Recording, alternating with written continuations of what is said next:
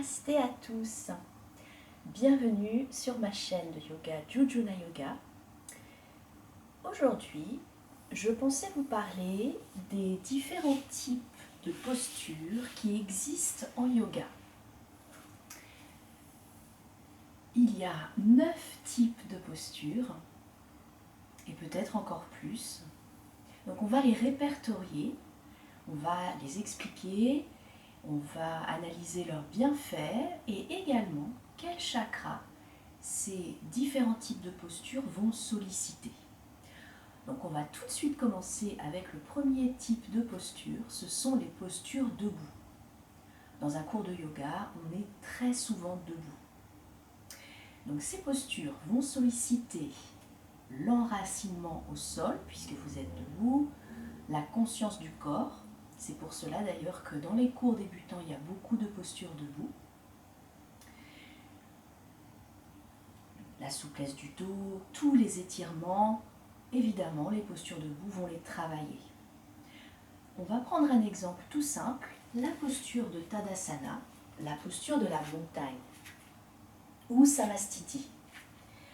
Cette posture qui a l'air plutôt simple nécessite en fait beaucoup de techniques. Donc tout d'abord, on va rapprocher les pieds. Les pieds sont collés, les jambes sont au maximum collées. Les quadriceps sont très engagés, donc on a des jambes fortes. Le bassin regarde vers le sol. On ne veut pas un bassin cambré, mais un dos très long. Donc décambrez bien votre bassin, venez regarder vers le sol avec votre coccyx. Le dos est bien droit, les épaules roulées vers l'arrière, les bras le long du corps, paumes, des mains ouvertes en posture d'ouverture, d'accueil. Les cervicales sont détendues et la tête est bien droite, le regard est dirigé devant vous. Vous obtenez la posture de Tadasana qui oppose toute la partie basse du corps dans un enracinement dans la terre. Elle se dirige vraiment vers le sol, vers la terre, tandis que la partie haute s'érige vers le ciel. Très belle posture, posture mère, qui doit être maîtrisée pour accéder aux autres postures. Donc voilà un exemple de posture debout. Les postures debout sollicitent tout un tas de chakras. Il n'y a pas de chakra prédéfini, cela dépend vraiment de la posture. On passe ensuite aux flexions avant. Donc qu'est-ce qu'une flexion ? Une flexion est quand le tronc va rejoindre les jambes et cette courbure, cette pliure va s'effectuer à partir du bassin. Voilà une flexion. Les flexions avant contiennent 2 temps. Premièrement, par exemple dans la posture de Paschimottanasana, la pince assise, on va se grandir vers le ciel comme si quelqu'un vous tirait par un fil imaginaire le sommet du crâne vers le ciel. Donc étirement et ensuite on entre dans la posture. Les postures de flexion avant peuvent se pratiquer assis, voire même debout. On peut faire exactement la même posture, mais debout. Et elle s'appellera la posture de la pince debout, Uttanasana. Ce sont des postures qui vont venir calmer le mental, qui vont étirer beaucoup. Et ces postures, parce qu'elles partent du bassin, vont solliciter le chakra de Manipura. Donc c'est le 3e chakra, en partant du bas du corps, situé 2 doigts en dessous du nombril, le chakra du rayonnement intérieur, de la confiance en soi, de la couleur jaune. A l'inverse, on a les flexions arrière en 3e type de posture, appelée également extension, ou appelée en anglais backbends, souvent dans les cours. On a ce mot qui revient très souvent, backbends. Donc les backbends sont une compression au niveau lombaire. À ce niveau-là, on va ouvrir complètement la poitrine, ouvrir les épaules, bien compresser les lombaires et on obtient un backbends. Donc les backbends, contrairement à ce qu'on pourrait penser, ont un effet bienfaiteur, mais pas sur le court terme. Il faut attendre plusieurs minutes, peut-être 1 ou 2 heures avant d'avoir les effets bénéfiques de ces backbends. Donc, une posture où on est en back bend, c'est le chien tête en haut. Vous êtes en appui sur vos avant-bras. Vos orteils pressent fortement dans le sol et vous ouvrez vos épaules et votre cœur. Le regard est dirigé vers le ciel. Urdhva Mukha Svanasana, le chien tête en haut. Évidemment, les backbends sont à éviter si vous avez des problèmes de sciatique ou si vous êtes en crise de sciatique. La région, le chakra est le chakra qui va s'ouvrir lors des backbends et le chakra du cœur, le 4e chakra en partant du bas, c'est-à-dire le chakra de Anahata, l'ouverture de cœur, la couleur verte, l'amour inconditionnel. Viennent ensuite les postures d'ouverture de hanches. Elles peuvent se pratiquer assises, couchées, debout. Il y a de nombreuses postures en yoga qui travaillent toute cette zone d'ouverture de hanches.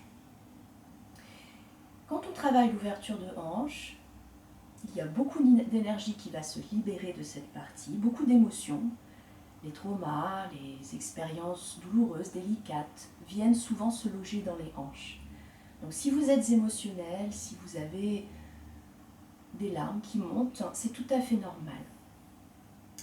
Les ouvertures de hanches vont évidemment travailler les adducteurs, mais également travailler le bas de dos, faire du bien aux problèmes de dos. Quand vous n'êtes pas en période de crise, je le reprécise, elles vont travailler le chakra de Manipura. Encore une fois, c'est un chakra très développé dans toutes les postures. Vous avez par exemple la posture du triangle qui vient travailler l'ouverture de hanche. Donc là, vous voyez, vous êtes dans une belle ouverture de hanche.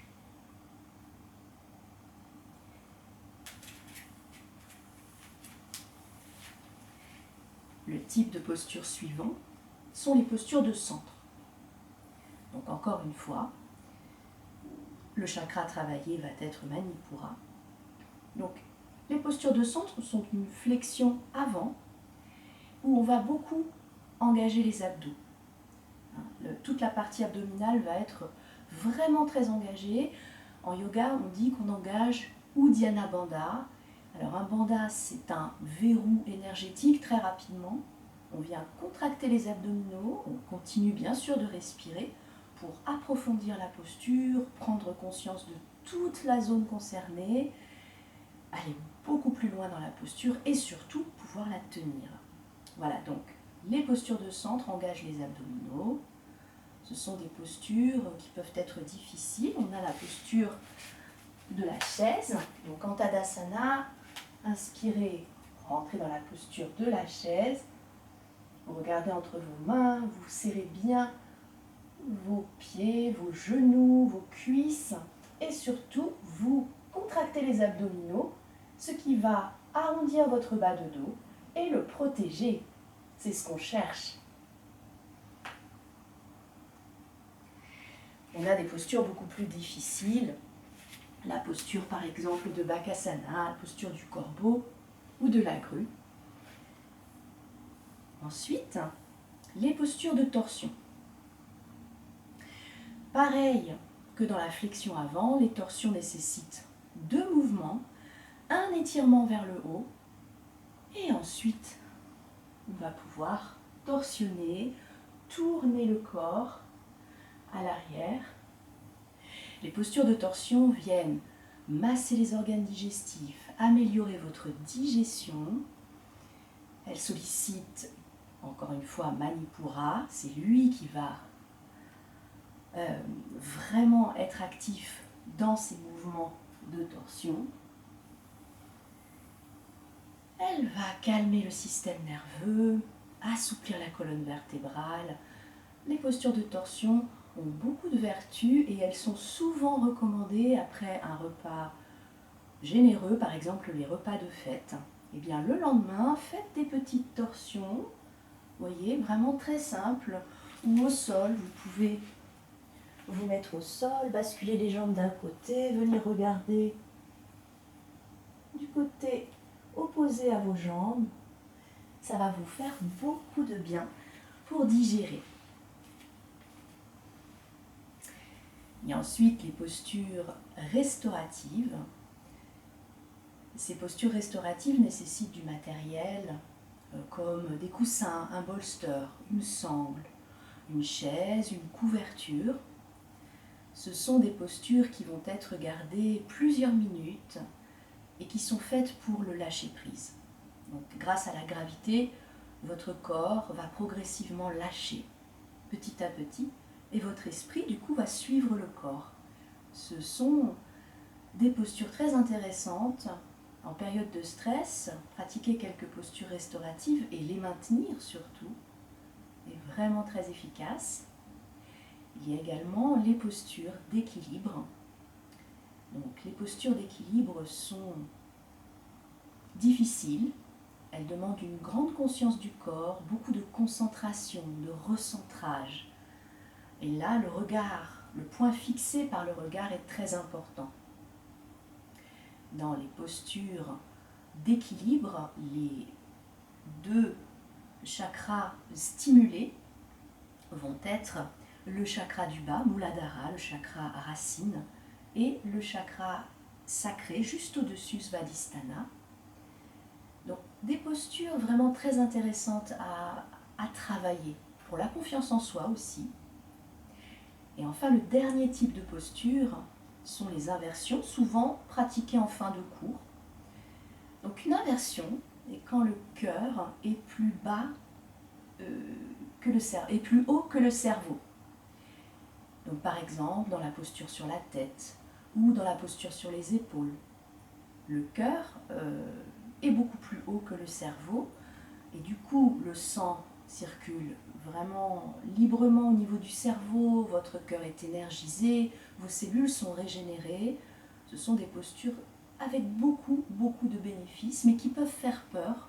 Donc prenez vraiment votre temps pour accéder à ces postures. N'y allez pas tout de suite, prenez votre temps. Ce sont des postures qui sollicitent les chakras les plus proches du sol dans les postures, c'est-à-dire le troisième œil, Ajna Chakra, et le chakra coronal, Sahasrara. J'espère que cette vidéo vous a aidé à y voir un peu plus clair dans les postures, que ça vous donne quelques informations sur certains types de postures qui vous interrogent, ou une posture en particulier. N'hésitez pas à me faire part de vos suggestions, je me ferai un plaisir d'y répondre. En attendant, je vous souhaite une très bonne pratique et pendant les cours, quand on vous annonce une posture, essayez de penser à quel type de posture elle appartient. Merci beaucoup et à bientôt. Namasté.